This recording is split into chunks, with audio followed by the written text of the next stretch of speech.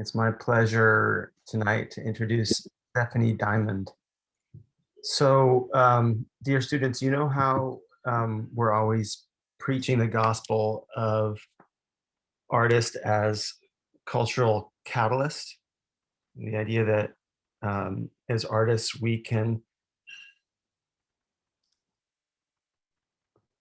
take agency and help work to create the art world that we want to see and that we want to be a part of. Well, Stephanie Diamond really exemplifies that idea. She's both an artist and an entrepreneur.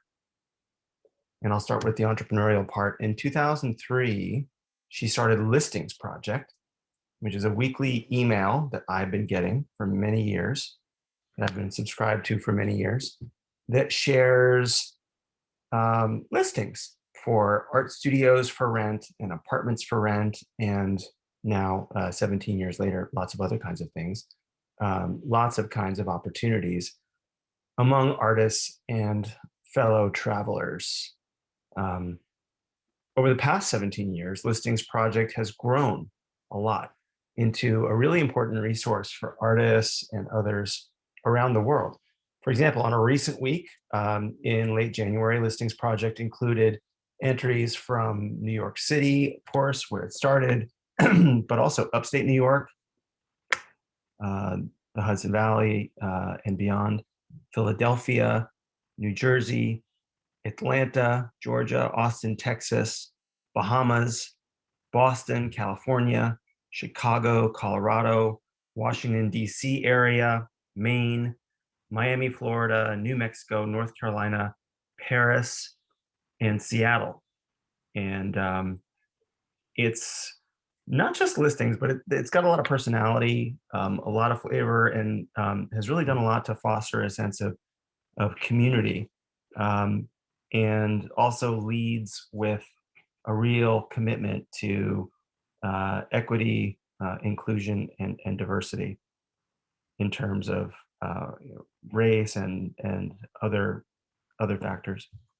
As an artist, Stephanie's social practice work has been presented internationally, including solo exhibitions and projects at Santa Fe University of Art and Design, Philadelphia Mural Arts Program, Queens Museum, Scope Art Fair, Art in General, Parasite Gallery up in Beacon, New York, Cuchi Fritos Gallery, a wonderful space in the Lower East Side, Galleria San Titulo in San Juan, Puerto Rico, and then group shows, and it's a long list. But recently, Pro Arts Gallery in Oakland, California, Flux Factory, which I'm not sure if that exists anymore, but that was a really interesting space for quite some time. Mass MoCA in North Adams, Massachusetts, Cabinet Magazine, Martos Gallery here in New York, Bronx Museum of the Arts, New York Historical Society, Light Factory in Charlotte, North Carolina, Western Front Gallery, a really important space in Vancouver, Canada, the Aldrich Museum of Contemporary Art in Ridgefield, Connecticut, and the Katona Museum of Art in Katona, New York. Her work has been supported by grants from the Rima Hort Mann Foundation. She was a nominee for the Louis Comfort Tiffany Foundation Award. She received support from the Athena Foundation and the Puffin Foundation. Her degrees: she earned a Master's of Art from NYU. She attended the Skowhegan School of Painting and Sculpture, and she graduated with a BFA from Rhode Island School of Design. Please join me in giving a really warm welcome to Stephanie Diamond. Hi. The Zoom clap is awesome. Thank you for having me. It's such an honor to be part of tonight together and this morning together for some of you. And thank you for inviting me, Mark, to come and speak to everybody. This is one of my favorite things to do, is speak to groups. This is my second Zoom talk I've ever done in this format. And I think it's interesting. So I'm noticing there's stuff in the chat, which is awesome. And we talked about how the chat works. So keep chatting on the chat. And if you want to speak to me while I'm speaking, if you have questions while I'm presenting, please do that. I know we're not in the same space physically, but we are all here with our attention today. Thank you. It's awesome to just stare at you a little bit too. You don't get to do that in the lectures. So I've prepared a presentation that I'm going to walk you through and share a little bit about my life, and I'll do it through presenting rather than just looking at each other. I'm going to screen share. Let's make sure it's ready.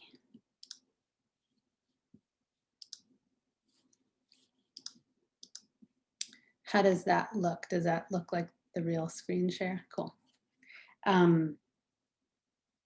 And the reason why I am sharing visually instead of just blabbing to you all is because I am completely visual. And I imagine most of you are as well, being in the art field. And for me, I connect more by seeing things. So I grew up in New York City. Listings Project began even before Listings Project began because my father was a landlord and my mom is an artist. So I've always been obsessed with space, even as a young person. And I started photographing when I was really young. So I started as an artist really young. So I'm an artist, entrepreneur, and community builder at this point in my life. I work with artists, creatives, and visionaries to build the communities in which we want to live. My projects reflect my strong sense of intuition, as well as my lifelong obsession with communal and private space and the interplay between individuals and the public. So when I was 13 years old, I took my first photography class and I decided I am a photographer, and I started photographing nonstop. So in many ways, I photograph like how we photograph now with Facebook and Instagram and anything visual. I just photographed constantly. And I was using a film camera at the time. There was no such thing as digital. And I photographed my friends, I photographed my food, I photographed events, and I also photographed like the images you're seeing here. And what I noticed that I was doing with my photography through the years is I was searching for people or searching for community. And as you see, like the backs of people's heads or empty space. So the camera was my tool for finding people. I never was that interested in just photographing and then putting the picture away. I was interested in the photograph, sharing a story with whoever I was sharing the photograph with. So eventually, when I went to Skowhegan in 2000, I had about 200,000 photographs. And I wasn't just putting them away. I wanted to talk to people about them. And I also had too many photographs. So when I went to Skowhegan, which is an awesome artist residency, I encourage you all to apply to it. I brought all my photographs and I archived them. And I wanted to see, who am I photographing? Where am I photographing? Why am I photographing? And what am I going to do with all these photographs? So this is an example of how I archived when I was at Skowhegan. And it's a really interesting journal of my life. After grad school, I lived in Puerto Rico for an artist residency. Then soon after, I was working in Queens. So you can see the trajectory in these negatives. All the photographs were put in these boxes. The box on the right is my Skowhegan box. The box in the middle is the subway box. Skowhegan is also on the left, and in the back is when I worked at PS1. So I started to just track, what am I doing? Who am I with? And then I realized, oh, my archive is alive. My archive is an art piece. And so I started to collect my images. This is another picture of me in my studio with my archive. Everything is a photograph. All these boxes are photographs. So I started to collect my photographs and make projects, not just with my photos, but make projects with my archive. And the reason why I show this talk when I'm eventually going to end by talking about listings project is it's important to see that I'm kind of already listing. I'm already gathering and trying to piece things together and catalog. And so this was a solo exhibition. This was the piece at Cuchi Fritos. And I took my actual archive and put it into the gallery. So we built this wall with these shelves and plexiglass, and that was my actual archive. And then photographs on the wall were photographs that I was taking that were tracking things. So in the back are a bunch of self-portraits. On the side is showing things changing. So I wasn't just using photography to hang on the wall, like the photograph behind me. I was using it to tell a story. And eventually I pulled back from taking so many pictures, and I started to realize that what's interesting about taking these pictures is me and me connecting, and not about me at all, but my interest in a human connecting people in addition to the art pieces. So my work became more interactive, and I started to make events, and I started to piece things together. Although, let me check something, because this does look out of order.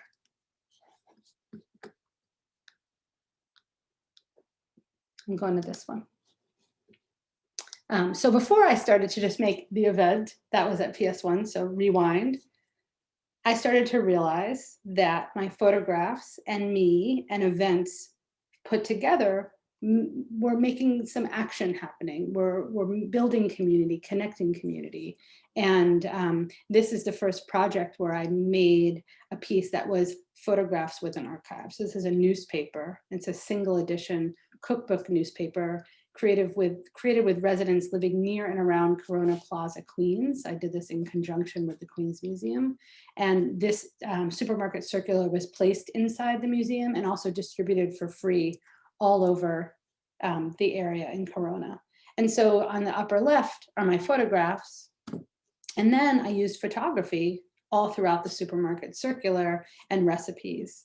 And the idea was that photography unites people because most people have seen photographs, have interacted with photographs, have owned a photograph. Food unites people, connects people. Everybody has to eat. And the supermarket circular is a very accessible newspaper that's given out for free in most grocery stores and now often in people's mailboxes. So I was really interested in photography bringing people together and other aspects of bringing people together. Another form of archiving, another form of tracking, and then also what could I do? What's the agency that I can take? What's the action that I can actually take to be part of this? Rather than making an object to connect people, can I be an active participant in that? So in order to make the newspaper, we had these events in conjunction with the exhibition at the museum, at Queens Museum. And this was an event at a street fair. And this is where I collected all the information for the newspaper. So the kids on the bottom are drawing their favorite food, and people are writing what they eat when they're sick on these big posters, or what food they love to eat or food they hate to eat. And I'm also gathering their recipes. I don't know if I have one more. On the yellow pieces of paper is where I gather the recipes. What's important to think about for this project is I was no longer just photographing.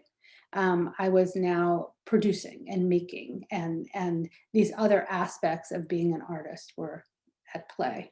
I'm gonna go back now to this one. This is a project where I wasn't photographing. I decided, okay, it's not about making an actual product, it's about an event, an experience. So I started, I worked at PS1 and as the education and community coordinator. And I started these community days where artists would come and share their work at the museum, and people can make the work with them. So there was no passive viewing, it was active viewing. And it was set up like a circus sideshow. So these are Marie Roberts sideshow banners from Cody Island. She's the resident artist at Coney Island in Brooklyn. And those banners were hanging everywhere. There were people dressed in costume everywhere. We had breakdancers come and breakdance, and then you could also learn how to breakdance.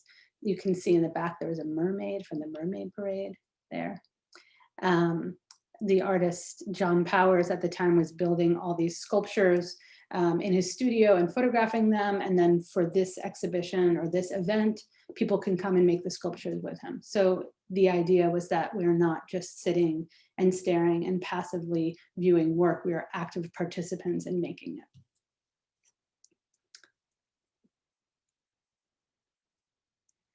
So jump ahead many years.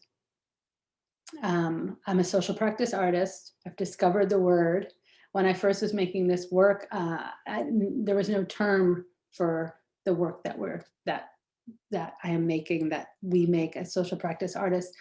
Social practice is defined in many ways. The way I define it is I work with people. My medium is interaction. As painters work with paint or sculptors work with stone, I work with people.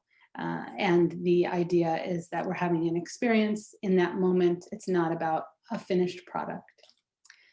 So I created this project called Community of Community, which is a series of retreats where social practice artists gather around a theme, Skillshare, support each other and ourselves, and explore the lineage of the field while living cooperatively together. And the idea for this retreat, which happened, this specific one at the Queens Museum, where 15 or so artists slept over for a few days and lived in the gallery and interact in the gallery. The idea was for us to gather together and be community together. Usually as social practice artists, we're going to communities without artists. And we wanted to have a chance to be together and practice on each other and talk about ideas together. And then also people could come visit the museum and interact with us. So it was awesome. Artists came from all over the country to participate. And we did actually sleep all over the museum. Somebody slept in the executive director's office, Tom Finkelpearl at the time, which was awesome. So this is us deciding, like, what are we going to talk about? What are we doing here? So no more photography, no more actual newspaper, no event specific. Now I'm supporting an experience. I'm supporting something to help people live their lives in a way that is to their fullest. We did a lot of exercises together, like trust exercises and like blindfold exercises. We did yoga together. We ate breakfast together and dinner together. There's something really amazing about having downtime together. So we weren't just like presenting and discussing. We brushed our teeth. You know, we cooked meals together, and what happens in that in-between time is really precious.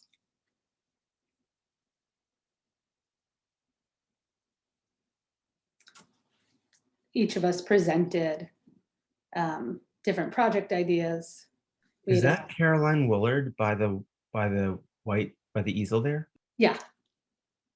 Yeah. Cool. Yeah, a bunch of different really awesome social practice artists. I can give you like a whole name of them and all their links, which I've done in other lectures. She used to be on our faculty. Yeah, she's awesome. Amelia Winger Bearskin is there. Karen Olivier. I can't see everyone. Laura Cole, Joe Nelson, Christopher Robbins. I'll give you a list. They're great artists. And so we're not jumping ahead or going next to like the listings project in terms of like my life trajectory, but we are in this talk. And while all those projects were happening, almost all of them, listings project was actually happening, which is important to think about. And I'll talk about it more, but it's important to think about when artists make work, or when I make my work and present it, often it's presented like, this is my project. This is all I've done. This is it. This is the only work I do. And there's always so much more happening in artists' lives when we're making. I've had a lot of day jobs. I've had multiple day jobs while making work and having more day jobs. And so Listings Project, what has been woven into all of my art practices because it slowly has come to life. So Listings Project is a free weekly compilation of vetted real estate listings and other opportunities geared towards artists and creatives. It's rooted in collective self-care and community building. It draws on the belief that we are our best selves when we feel both grounded as individuals and deeply connected to a vibrant, energizing public. So here's what Listings Project looks like. It's a website, and anybody can go on. Stephanie, remembering that you invited me to interrupt and ask questions. Yes, please. Could you go back to that last slide and the last sentence of your mission statement? It really reads like, well, it's a credo. It's an I believe statement. It draws on this belief. How did that's wonderful language and they're wonderful ideas. Could you just speak a little bit about where that came from and what it means to you? Yeah, that's a great question. And it's perfect as the segue. It comes from everything you just saw, really. It comes from my whole practice and my whole way of creating and being before Listings Project and till now. I've always been obsessed with people and really interested in human contact and community in an interesting way. I think, we're all born to be community-based creatures to an extent, of course, because we're human. But I've always been very interested in human interaction. And so, like with my photographs, I didn't want to just hang a photograph on the wall. I always wanted to talk about a photograph, or going further to make a newspaper to connect people. So Listings Project is a direct conduit from all my work previous. And for me, Listings Project is an art piece. I use all of my creative factors and ways of thinking to make it. So this comes from the way that I live. And I think that I believe that we all thrive when we are deeply connected to each other in an energized public. What does it mean to be grounded as an individual? I can only speak for myself. I think that for me to be grounded as an individual is to make this work, to have a talk like this, to be active in my work, and then read a book, go dance, eat a good meal, turn off the device, check out, don't take a shower for the whole day, and just like. What does that have to do with listing a studio for rent? So that's my way to be grounded, right? So other people have other ways to be grounded. And I ask you, so when you feel grounded, or like you worked out, or you ate a good meal, or you had a great talk with a friend, then what happens to you when you then go make your work? Or what happens to you when you are fulfilling your passion? For me, I do it better. For me, I'm happier. I have a better life. I'm more comfortable, or I'm able to really show up and be my best self because I'm not just working, or I'm not just lounging. I have a balance. So that's my answer for me. But maybe you tell me. I mean, or anybody, like, what's your grounding process, or what helps you to be your best, or stay on track with your passion instead of getting obsessed with it or angry with it? What helps? And That's such a great question. The first thing that came to mind was making an igloo during that last snowstorm. It was so connected me back with like the real world. Anybody else want to share something that makes you feel grounded?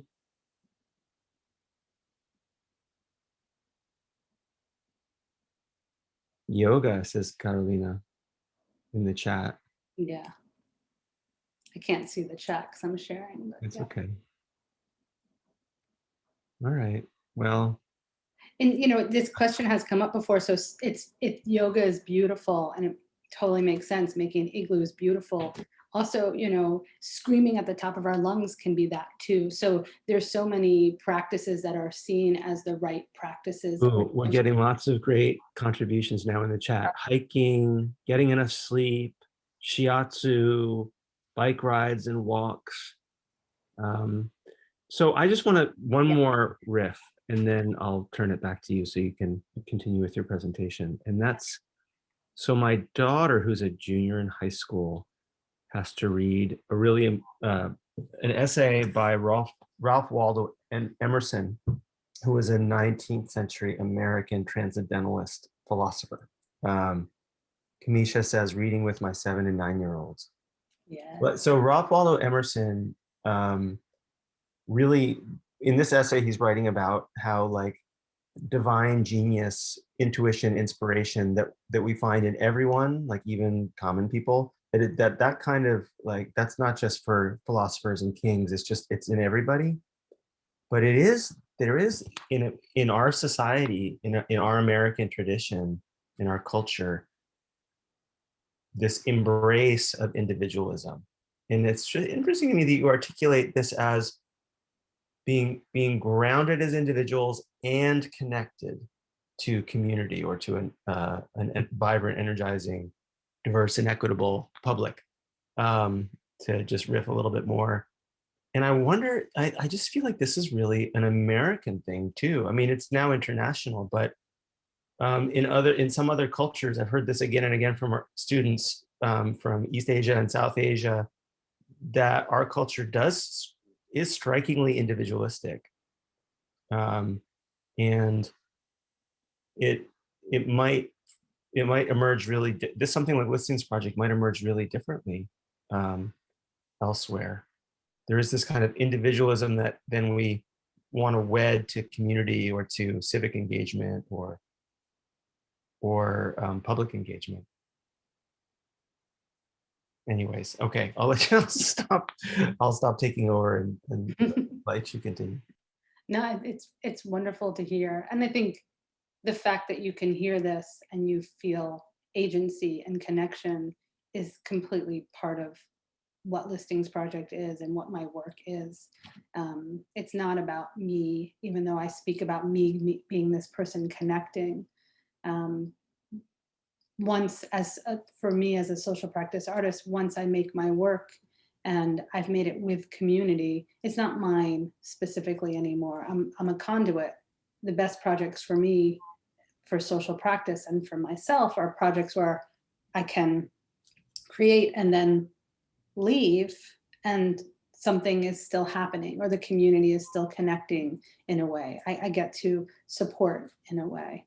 And I think for me, Listings Project does that the best out of any project I've ever made, where it's not about the person connecting. It's not about the individual. It's about the collective. And me as an individual, I'm helping with my team. I'm definitely not doing this alone. I'm helping to make sure that the community can stay connected. So we weave in and out of each other, if that makes sense.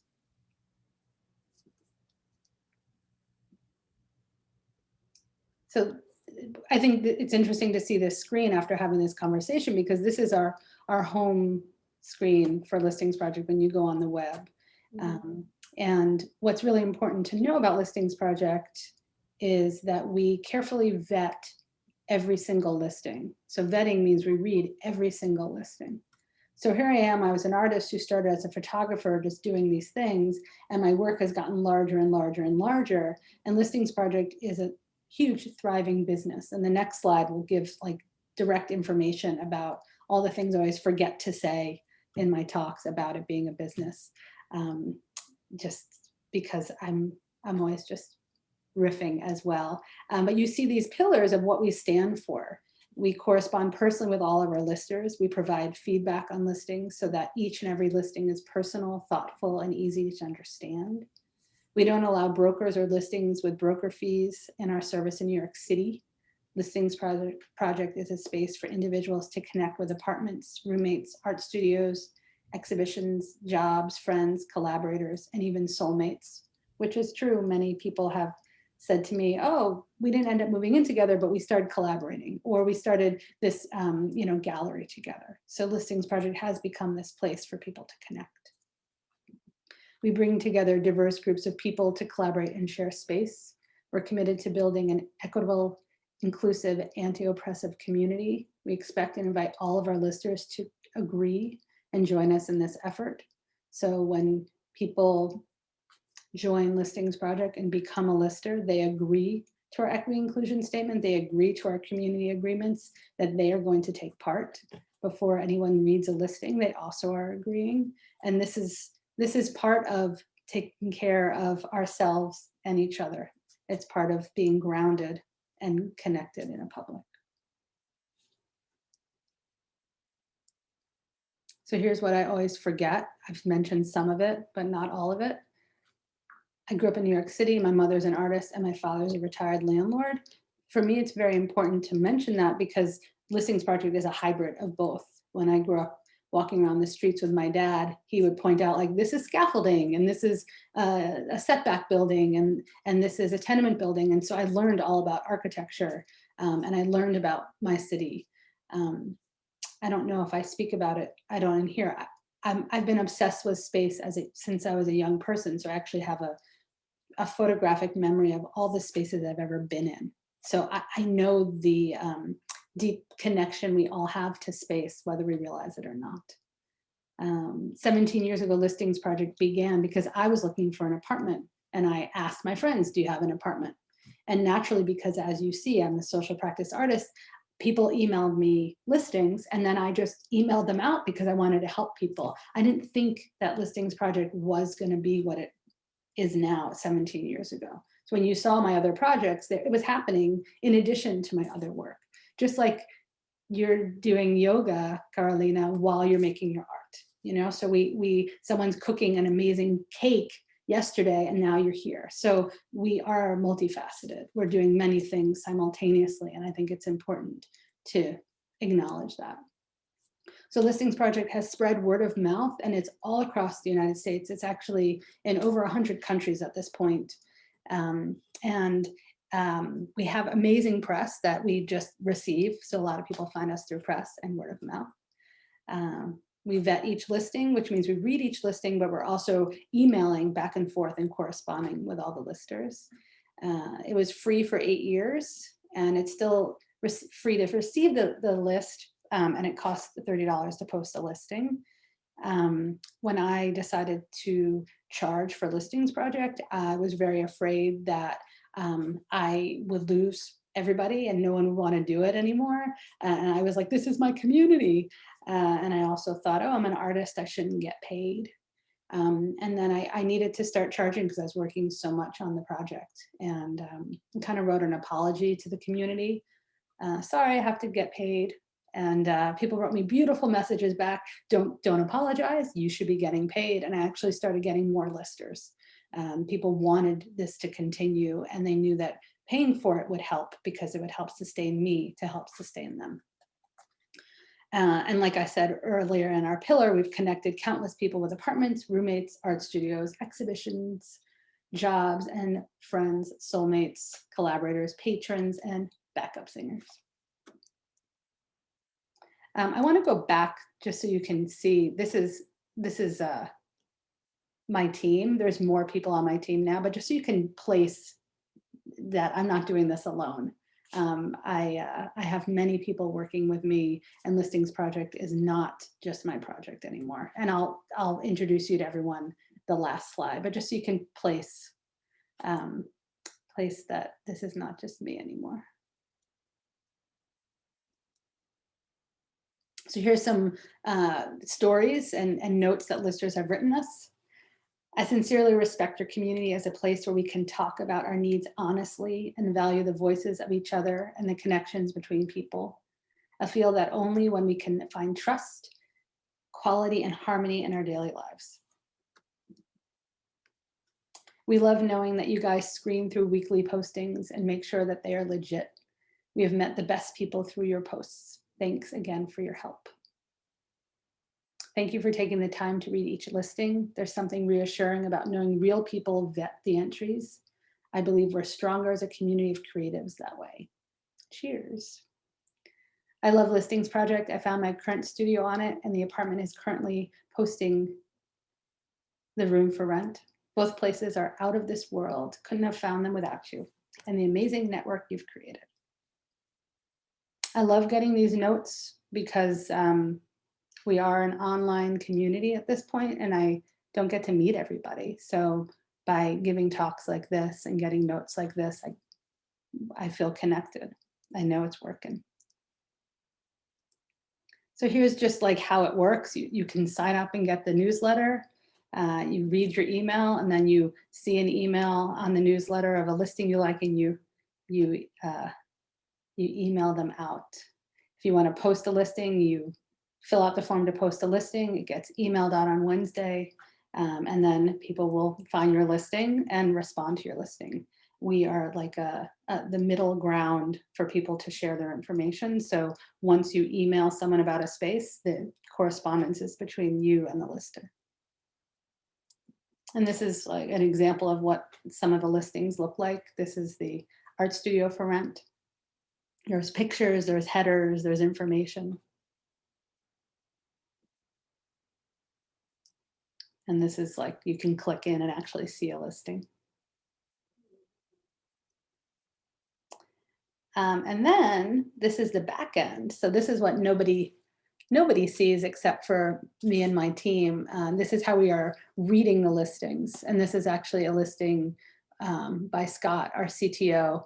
And it's a little sad because he wanted to go away last summer with his family. And this was his listing. And then COVID happened and he stayed home like all of us. But this is an example of how you can see what we're looking at and how we're vetting. This is our back-end interface. And Scott built this whole interface. Everything that we have, front end and back end, was built from scratch. And so this is my current team: Mihaela, Mayella, Scott, Emma, Claire, and me. We're the core team that are working on Listings Project. We have a bunch of various consultants and contractors, like lawyers and ads managers and copywriters and accountants and bookkeepers, strategic planners and financial advisors, UX and community developers. I'm constantly talking to different people to get advice, and also hiring and bringing in consultants when it's needed. And we all work remotely, and we come together 4 times a year in person pre-COVID. So we haven't seen each other in a year. Last time we saw each other was in January of last year. So we've been on Zoom for many years, and we use different tools to talk to each other in person remotely. And if you post a listing, you will interact with Claire and Mihaela. They'll read your listings. They're the community managers. Claire is also the administrative manager. So they'll read the listings, they'll email with you. Scott is our CTO and advises me on everything. He was my first hire full-time. And Mihaela is our editorial director, so she does everything visual and runs our social media. And Emma has been writing our blog, and she's our content manager. And if you check out our blog, you'll see a lot of information and resources for making listings, how to write a great listing, why we vet listings, why background checks are biased, and you shouldn't ask for them. There's articles about how Listings Project is my art. So I definitely recommend you check it out. We've been focusing a lot on equity and inclusion through our blog, and you can read our statement connected to a lot of our blog posts as well. This is the website, if you haven't already Googled it, if you're not already a lister. Some people call it Stephanie's List, and it's definitely not Stephanie's List anymore. It's everybody's list. That is all for visual. I'm going to turn off screen share. I can keep blabbing if you ask me some questions. Let's see. Or I could keep it, well, I can keep it up. If you want, if you stop screen sharing, then we can just sort of all go into gallery view maybe. And uh, I would love to hear any questions or comments from students. I, of course, as always, have lots of questions, but. The I question. have a, oh, go ahead, Kanisha. Go ahead. Sure, thank you. I was just wondering, how has COVID affected your business listings for studio rentals? Yeah, that's a great question. I had to leave my studio in Long Island City because of Say it COVID. again? You got it on Listings Project? I think I researched them. They're Race Studios. I know you're probably familiar. Mm-hmm. Awesome. Yeah. The first few days of COVID, first few weeks, everyone was just paralyzed. So less listings. And then April through April through maybe October, so many listings, more listings than we've ever had ever. Mhm. And it's been wild. I think a lot of people, real estate stayed essential. A lot of people felt like, I can do this. This is one thing I'm allowed to do, or that there's a mechanism set up so I can move. Moving is essential. Also, a lot of people had to leave because they couldn't afford their rent anymore, or people were out of town and they couldn't get back to their homes, so they had to sublet, or people went to go take care of family members. Or I hate my roommate, I need to move out. I love my roommate, I want more of them. I'm getting divorced, I'm getting married. So many different life experiences happened to us, as we all know, with COVID, and it affected our living space. And I think people very actively chose to take action with it. Great. I'm glad to. My question was, so there's a lot of different sites today where you can find art-related jobs and spaces and opportunities. I'm thinking about like LinkedIn and Craigslist, Instagram, NIFA even. So if you like could generally put it, what do you think influences people to post or look for opportunities on the Listings Project as opposed to like some of the other sites or opportunity or project listings, I guess? Yeah, I mean, that is a great question. I wonder if you can answer that. I mean, I'm wondering if it's just like the type of opportunities that like maybe it's more community based, I guess. But I'm thinking about Instagram too, where it's like person to person, and there is no like middleman, I guess. But I'm not sure. I'm curious. Yeah, I mean, I think that's right. There's on those platforms there is no middle person, and there's a reason for that, because they're larger, they're more open. I think we're more like NIFA in the sense that of it being arts based. But you're right, we're a community, and we are vetting. We're reading every single listing, so we're not just like reading it and saying, "Cool, you're on," but we're reading it and saying, "Hey, you wrote the word safe in your listing. Safe is a totally coded word for bias. We think that you should probably not use the word safe. Why not you explain how you feel?" And so people are showing up and sharing actually how they feel about their neighborhood. And so someone then reads their listing and can get a feel more directly for what's being offered. And so we're making sure of that, that to happen. So when you think about Craigslist, which I love because we wouldn't exist without Craigslist, because Craigslist began this all, it's so big and so open, and there's a definite need for that. But we don't always know who we're connecting with as much on Craigslist, and on Listings Project, we do. Thank Does you. that answer your question? Yeah. There's something also interesting about being word of mouth and not having direct advertising, building a business. Something that I haven't totally touched upon is, here I was, this photographer, and now I'm running this business with a team. Like, how did that happen in terms of like a business? And it happened iteratively. I didn't all of a sudden have this huge business and have a staff, but I've really had to learn how to do all that. Do I need an accountant? And, do I need a lawyer? What is all that? And I chose to take this journey of learning and stay true to the community aspect and the vetting aspect of listings project. So as the business has grown, I've never let go of the vetting, and we never will stop doing that. So in the tech world, that might not seem scalable, but in the community world and the world of being connected and feeling a sense of each other, it's very scalable because we need that. And that doesn't exist on larger platforms.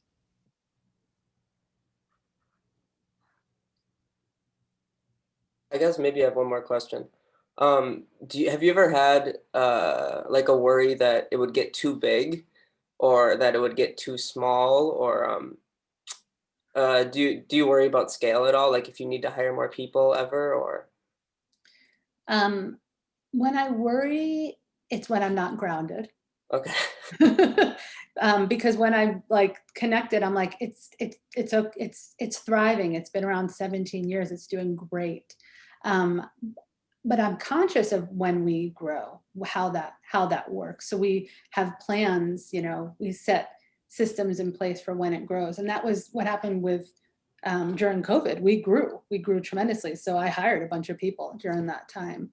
And there's definitely room to hire more. And if we have less listings and we're not booming like we were in COVID, we're fine for that as well.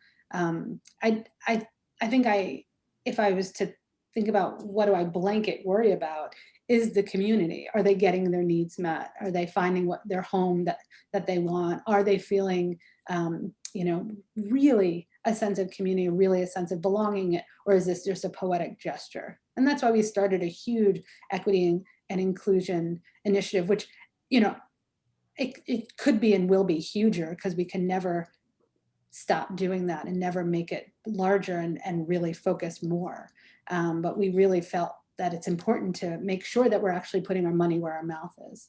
And that's if I worry about that. Are we really a legit community? And we are, and we always will be.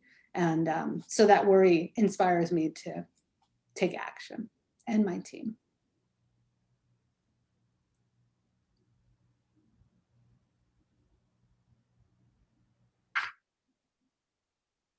Stephanie, you and I were talking earlier, our kind of, you know, pre-conversation, and we talked about how we're both kind of believers in the idea of, you know, artist as culture producer or entrepreneur working together to, you know, create a world that we want to live in. But I also recognize that starting businesses or, you know, exhibition spaces or nonprofits or even like informal things, starting things and being kind of taking that kind of initiative, it's not really for everybody. You know, there are as many kinds of artists as there are probably, you know, people on this Zoom. And do you have any thoughts, any reflections at all on that, or you know, advice for students who are thinking, wow, that's cool, but I don't know if I would ever want to do that, or like, you know, if I had a job at PS1, I would never leave because it sounds a lot safer, a lot more secure in terms of paying the rent. Just have any thoughts on like risk taking and, you know, extroversion and the other kinds of qualities and issues that come up when you're starting an initiative of any kind? Yeah, that's great questions. I think my intention when I show this type of talk, where I show the beginning to where I am at now, is to show what's possible. Not that this is what you should be doing, but it's possible to go from being a photographer and all of a sudden running a business. It's possible to being a fashion designer and all of a sudden, you know, owning a hotel, or then not, just becoming an illustrator. So the variance or the variety in my trajectory is important to see that it's possible. And so I started as one thing, photographer, and here I am as this. So knowing yourself and knowing what you do and what your passions are really important, and being able to pursue them in a balanced way. And what I mean by that is I didn't just start Listings Project. Like, you know, I started by mistake in many ways. So while Listings Project was happening, I was, you know, I was in graduate school. Then I was a kindergarten teacher. I was a professor. I was like an educational consultant. I had so many other jobs happening, and I was exhibiting, and Listings Project was happening. So if you are choosing to start something, you can start now, you could start small, you could start large, but it doesn't have to be the only thing you do. So I didn't go from PS1 to Listings Project. I worked at PS1 when I was 22 and I'm 45. So there's a long, long time between, and it all kind of folds into each other. I think we spoke about this, Mark. There's an importance of knowing to be an artist, to be a creative person. Sometimes the money doesn't come right away. So how are we going to get our funds? Do we want to write a grant always, over and over again, and take away from the time in our studio? Or do we want to make an entrepreneurial project, or do we want to have a day job that connects to our creative experience? So having agency and choice in that, I think, is important, and to know that that's often necessary if you want to have a sustainable practice. Something that I love about Listings Project is I have choice, because I've in many ways created my day job. So I don't have to write a grant to be able to make my project. I'm able to fund my project. And I think more and more artists are understanding that that's possible now, definitely with entrepreneurship, and even with Instagram. You know, sell your work on Instagram. You don't need the middleman gallery. So there's many different ways to thrive as an artist. And it's important to know that we can choose the journey to thrive, even if we don't want to start a business, even if we're an introvert. There's ways to support our practice, and we can do that for ourselves. I have a question. Stephanie, thank you so much for the overview of especially your Listings project. I'm really fascinated with this notion of a vibrant, energizing public. And I think that that's the space I want to be in, of a lot of the stuff you've been speaking about. So I'm wondering about what you see as a vibrant and engaging public. What are the benefits? What are the potential outcomes? What are we not tapping by not having those vibrant and engaging public spaces? Or public, not spaces, but public, which is vital to point out, I'm sure. But I'm interested in your thoughts more on that concept. Thank you.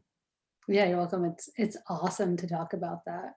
And this is never, like, that aspect of Listings Project has never come up in a talk before. And of course it's coming up because we're on Zoom right now, right? We're not engaged in a public that we usually are engaged in. So I think it makes a lot of sense to talk about it. I'm excited to talk about it. It's cool. So I'm Yeah. to listen. Again, I in many ways can only speak for myself, because what's an engaging and vibrant public for me could be different from somebody else. But for me, specifically with Listings Project, is we have this thriving community and we're living together. And then we are making breakfast together, just like the sleepover I had at the Queens Museum with Queens Community, at the Queens Community of Community. Like, we are together thriving. So my interest in helping people find homes and studios in this really community-based way is to make those connections so people can then live their lives in a thriving public. That's my thing, right, for Listings Project. But I think in terms of community and in terms of connecting to each other, I think it's vital. And we've learned that so much right now with COVID, because we haven't been in communities. So we have all experienced that complete withdrawal and deficit. And then at the same time, there's been these silver linings for many of us, where we've shifted how we've been in community, or we've appreciated community in another way. So I feel like I'm not answering your question as best as I could, because I don't have a blanket answer, because my vibrant public is not the same as yours. But as long as we can have a vibrant public for ourselves, then it can grow and grow. We can feel like we belong. And then of course there's political ramifications of that, and there's equity inclusion ramifications of that. So it's bigger and larger. And that's what we're working towards specifically with different aspects of Listings Project. And I think artists can do that too with their projects. Here you are, you're creating, you're making culture, you're making objects into the world. How do you want them to exist? What's your responsibility? You're putting something into the public. Do you want to make something that's going to destroy something, or going to help like make something vibrant? So we have a choice for that as creators. The statement that Mark made earlier about the cross-reference American society being very individualistic, as opposed to Asian or other communities, or Eastern communities. Americans mostly being focused on individual or the self. How does these egos affect your work, in other words? Or do you meet on these egos? I'm definitely an American. I definitely acknowledge that. So I definitely acknowledge my limitations from how I've grown up and where I've been, even though I've traveled, or even though I, you know, have friends from all over the world. I definitely have an American way ingrained in me. So I acknowledge that.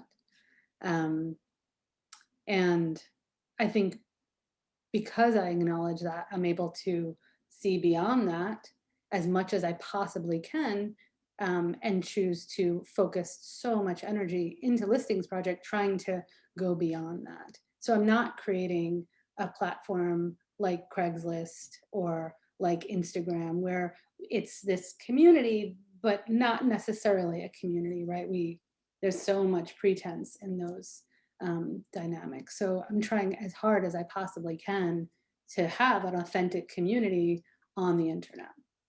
A dear friend of mine who's in the tech world was advising me one day, and I was like, what do? I'm this artist working in tech, like I'm not really running tech, like, but I have this tech business. And he said, no, you don't have a tech business, you have a community. And that really touched my heart. And that's what I'm trying to continue to cultivate with Listings Project, in this American obsessed with ourselves way. I think I have a lot to learn, and Americans have a lot to learn from people outside of America.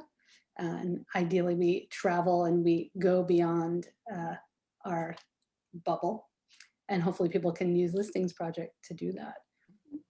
I don't know if this answers your question. I can, again, only speak for myself and my limitations and my desires to help beyond my limitations. Yeah, you did. I have a question. Hi, Stephanie. Thank you so much. I am a fan. I love your projects. In your opinion, you are working for so long with communities, and as anything that we work, there is the good side and the not so good side. And I would love to hear from you, what are the challengings, the upsettings, and with this medium that you work, that are people and communities, what are your challengings? Thank you. That's a great question. I think at the beginning, before Listings Project, when I would make my projects, I would be so excited to be engaging with whoever I was working with, even if it was just, you know, showing photographs to a friend. Just the connection was so exciting to me. And the challenge was when the connection ended. So as artists, we often work so hard in our studio for a show, an exhibition, a book, working, maybe, you know, outside of the studio, social practice, community, project happens, show happens, exhibition happens, and then nothing, it's over. And the scramble then to find community, find the next project, write the next grant was like suffocating to me. It was so sad to then be without community. and have all the projects be short-lived. So like the people talk about like a postpartum depression after projects. Yes, that definitely used to happen to me more. With Listings Project, it's a completely sustainable art project and business. So that doesn't happen. It always is ongoing. I'm always connected to community. I always know what's happening, and what's happening, and the community is always connecting to each other. And so I love that. I'm always like in this vibrant, energized public that I've wanted to create.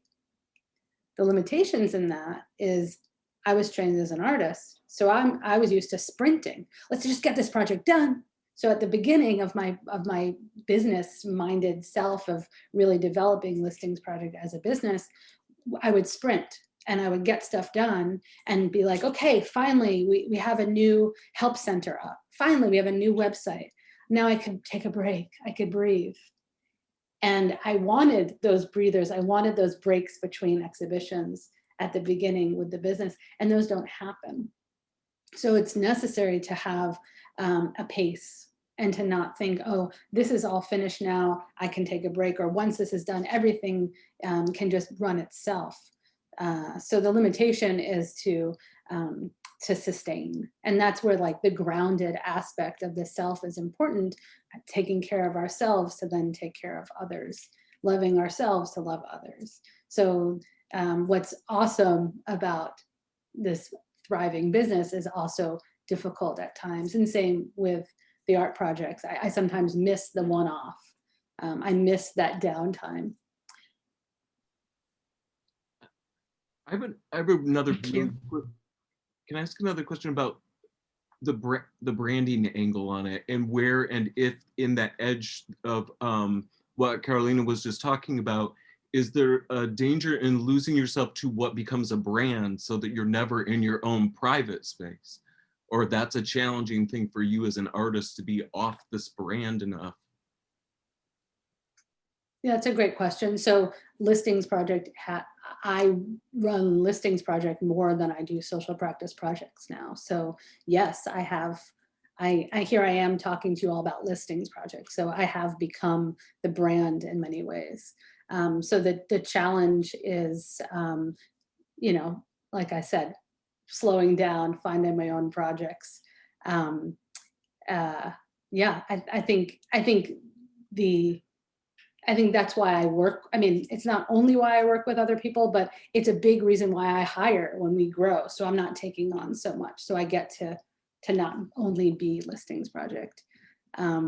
I have many other things I do in my life, and I don't do them publicly anymore by choice, because I'm in such a public space with Listings Project. So I'm choosing not to have big month-long or year-long exhibitions in museums for social practice while I'm running Listings Project, while I have a kid, while I'm married, while I'm doing all these other things. I also have a big dance practice and I teach dance. So, you know, trying to find that balance and then having the choice. Listings Project is my public eye. I don't have to do the other stuff as much by choice. And also I don't always have a choice when I'm running the business and I'm in charge and need to make sure everything works okay. Does that answer? Yeah. Yeah, I mean, you know, we want to make our own day job, but we also don't want to stop making our work. So how do you find your 5 jobs, or how do you make your day job and it sustains your practice? I think that's really important. How do you get paid for your art practice as well? You use the term social practice, and these days there's another common term which I think is sometimes used interchangeably, but has somewhat different implications or connotations, in that socially engaged art. And then there was, you know, an earlier term, relational aesthetics, which is a little different. You know, it's coined by a curator. It's kind of 90s. And then even before that, there was social sculpture, Joseph Beuys's term. Could you talk to me a little bit, or us a little bit, about terminology and this phrase social practice? I love how you define it. And, you know, I don't know, anything else that comes to mind about its lineage? Yeah, that's a great question. I have a project, and I encourage you all to look at my website to see all my projects so you can piece more things together. There's a project on my website called Social Practice Eats, where a bunch of social practice artists would get together every month at somebody's house, a social practice artist house, and we would have discussions about a topic. And whoever was hosting would choose the topic. And we had a discussion directly about, like, what is this? Who is it? Who does this? Who does that? Just trying to see it, to connect all these different titles for this work that's very similar. And the reason why I mentioned this project is I credit my response completely to this conversation. Because we were talking about, oh, this person doesn't make social practice art, they're making community-based work, but this person is doing murals, but that person is doing dialogical work. And we started to just pick it apart. And I was, I definitely had an opinion. And I don't remember who it was. They said, what, there's good painters, there's bad painters, there's abstract painters, there's impressionist painters, we're all painters.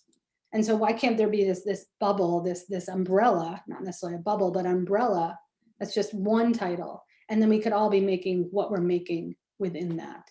And there doesn't have to be someone who's like political, but then kind of doing this and kind of doing that, because what ends up happening is we become fractured and then we start competing. And so we're actually not actually a community or making community-based work. We're just nitpicking about the titles. So right now, I use social practice, and it might shift. And there's, master's degrees in social practice. So that's the term that I kind of connect to because it's more massively used. So I would prefer there to be this one title so we can bond. And also this history can be made so we can start to write about what we're doing. There can be a lineage. So when younger artists start, they don't think they're starting from scratch, which is what happened with me. So I didn't know the artists that did this before me. There's so many artists who did social practice before me, years before. I mean, Joseph Beuys, if he was making work now, maybe it would have been called social practice. But even Meryl Euclid Latterman, like, social practice wasn't being used with her. And I didn't even necessarily know about her when I was at RISD. So if we can unite in this one title, then we can be connected and find each other. The constant redefinition of making work and constantly recreating the same work over and over again can leave us in a spiral. But when we can be inspired by the artists before us, we can riff off of them, and then the next artist can riff off of us, and it can get larger and bigger and more vibrant.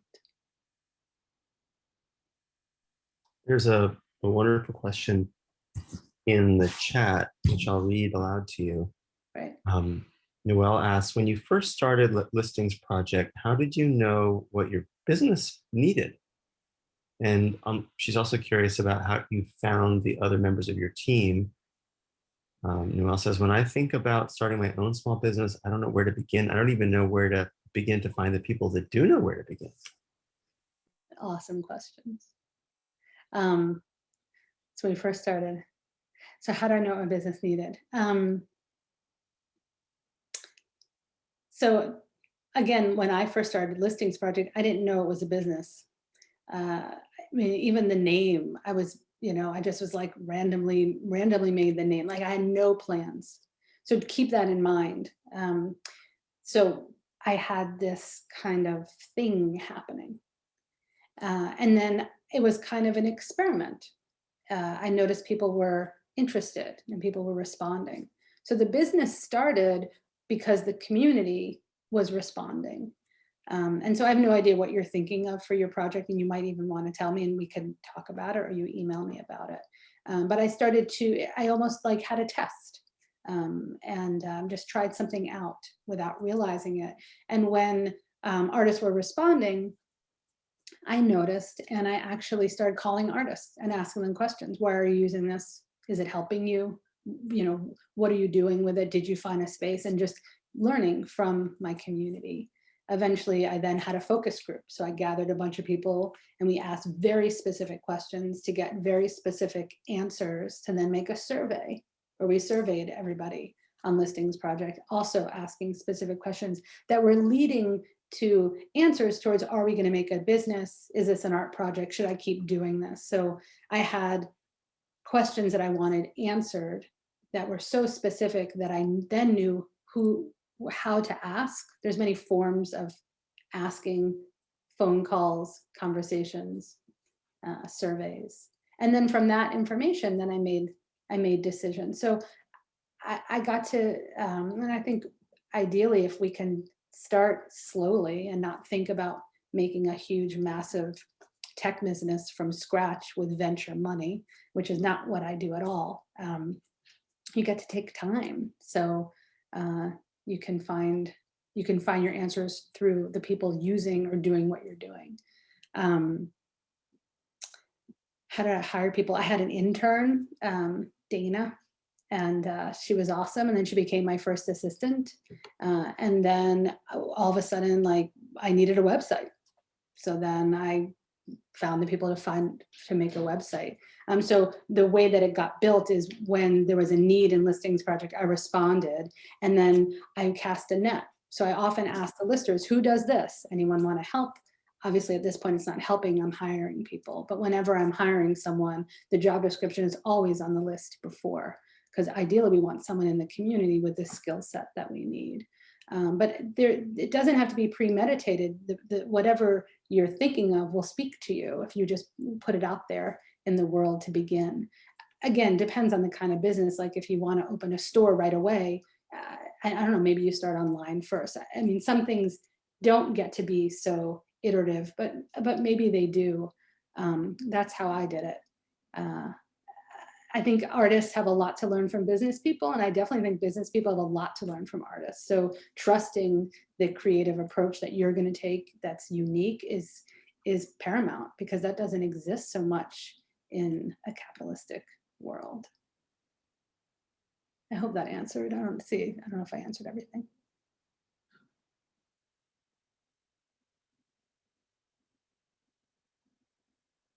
These are awesome questions. I'm feeling like super inspired and want to like start another business with all of you.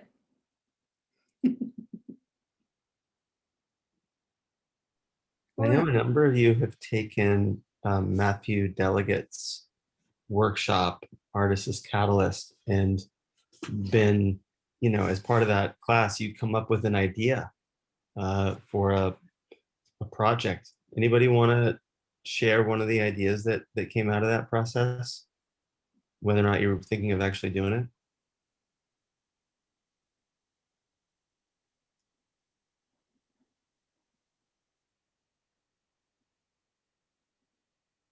Oh, the deafening silence. So while you guys are mulling that over, it would be cool to hear from some of you what your ideas are. But I have one more question, which is, I mean, I think most of us, when we make art, we don't think too much about what we should make, or, like, oh, I want to do this because it's a savvy next step professionally. I think for most of the part, we do what we do because we are just, fascinated or compelled or driven or curious. It's sort of sincere, and maybe not, you don't run through this sort of rational, practical, like, do I want to become a social practice artist, or should I remain a painter or a photographer or whatever? That said, sometimes we also step back and, instead of just, blindly sailing the boat with the winds of inspiration, we, look at the map and think about where we're going, right? And I guess I'm asking on that second level of like navigating your life as an artist, what for you are the advantages and disadvantages of social practice as opposed to making objects for exhibition and sale? Asking what are the advantages of social practice as opposed to making objects? And disadvantages too. Yeah. Like what, how, thinking about it as a way to have to be a professional artist. I think a lot of people might think, well, social practice, you can't make any money, but if I make objects for sale, I'll make money. Or, there's all this gallery infrastructure set up for showing paintings and sculptures and photographs and stuff like that. But there's, way fewer venues for social practice. Actually, that's not true. There's a lot of venues for social practice now, more than ever. But there's less venues for selling social practice. It's a great question. So you began your question by talking about we'll just make because it comes from our soul, even though you didn't say soul, but that was my connection. Like we just make because we can't not make, and what comes from that, the medium, you know, maybe is dictated from that. We don't pick the medium at first, but then you started speaking about not necessarily making work in that mindset, but making work as someone who wants to make money. That's my interpretation. Sometimes taking a step back and being like, okay, you know, I'm doing these kinds of things and I'm also doing these other kinds of things. And where should I focus my energy? Because, you know, I kind of like doing both, maybe both these, you know, performances or socially engaged works, these ephemeral things that really aren't meant for sale and are more just meant to be experienced, and sometimes collaboratively or in a participatory way, versus making things that then I will hope to sell, you know, show and sell. And then if worse comes to worse, I'll have to hold on to them. I mean, that's kind of, you know, like a lot of our studio spaces get full of stuff. At the end of every year, all the students are like, what, you know, what about, you know, so there's just sort of, there's the realities of being an object maker, which also can be kind of complicated. And I don't know, I was just wondering if you think about, like, you know, as a question of professional practice, social practice versus making things for exhibition and sale versus making experiences. It's, I would say both, and, you know, it doesn't have to be one or the other or versus, like do it all if that's what you want to do. Just that's my blanket statement. But thinking, you know, backing up and thinking about, like I've been speaking about, sustaining a practice, or, you know, how do I make money, which is like, ooh, it's such a dirty word in the art world to talk about making money in many ways, because the stereotype is this artist struggles. I think that the first and foremost, you have to be true to yourself. So if you just choose to make an object and you're trying to decide between one versus the other, what is the criteria for deciding? Similar when I spoke about building the business, there has to be a reason that it's going to be helpful in the long run, or a trajectory. So if we're just making an object to make money to get by, then what about our life, right? Like what about our grounded way of being? So having to think about the balance. I think, so there's challenges in so many ways. So if we just choose the art world because there's already a structure, but we don't feel like we belong in it, or we're trying to like mold ourselves into it, does that feel good? So maybe it's that we choose social practice because that feels so good, but then, you know, I'll have a really awesome job separate. So I don't think I'm answering exactly what you want, because it has to come from us. We have to want, it has to come from our soul. We have to want to do it. So yeah, sure, we can choose a gallery because it's easier, but if we don't fit in it, and if it doesn't work for us, then it's not going to be easier. And vice versa. So we can choose social practice because we want to talk to people, we want to do these projects, but it doesn't come naturally, or like we actually don't really like it, then it's important to acknowledge that.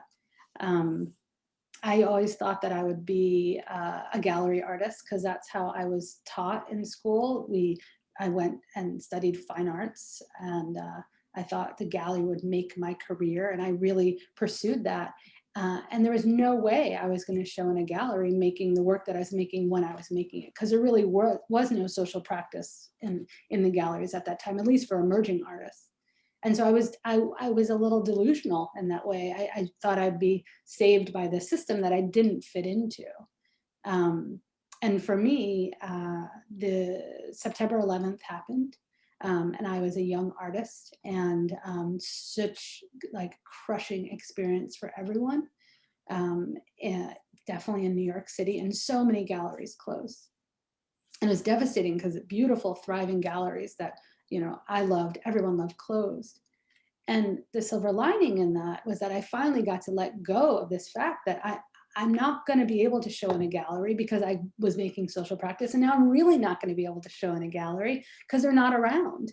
And it freed me up to then be creative and find my own trajectory, eventually being listings projects. So there, I don't think it's vice versa or versus. It's really both and finding what is in front of us in the world and then what's inside of us that will help us thrive in it. Going back to like the individual and the public answer. Okay.